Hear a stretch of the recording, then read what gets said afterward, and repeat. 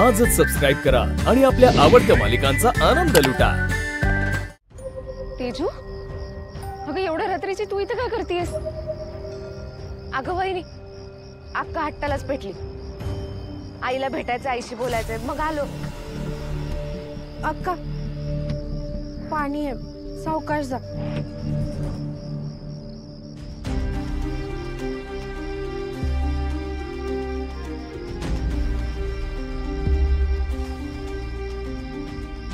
चला, निदान एकाला तरी आपली आई एवढं कठीण व्रत करतेय म्हणून तिची काळजी वाटली।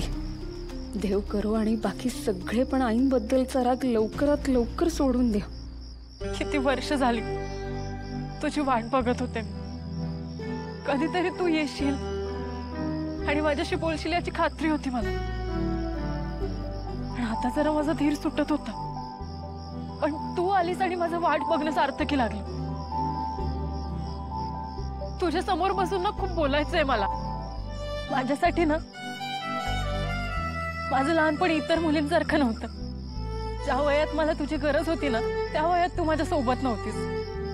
खूप एकटी पडले होते ग मी, कितीदा तरी रडले। तुला माहितीये,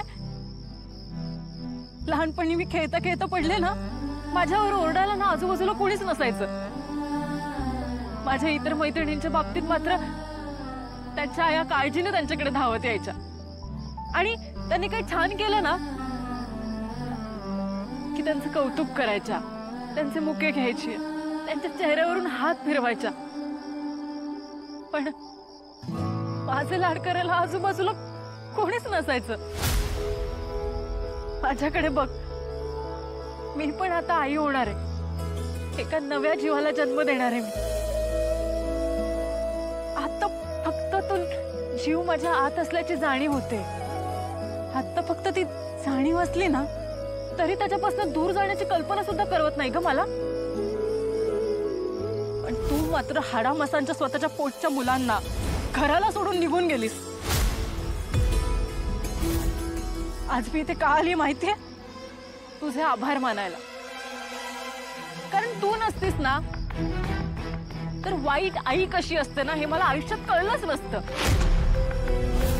माझा डोंगरासारखा बाप ज्याने कधी कोणाच्या वाईटाची इच्छाही बाळगली नाही, माझं सोन्यासारखा दादा, माझी बहिणी, हे सगळं मिळून जे घर बनतं ना, ते सुखी समाधानी घर सोडून जी बाई जाते ना ती बाई माणूसच नाहीये, याची जाणीव मला झाली।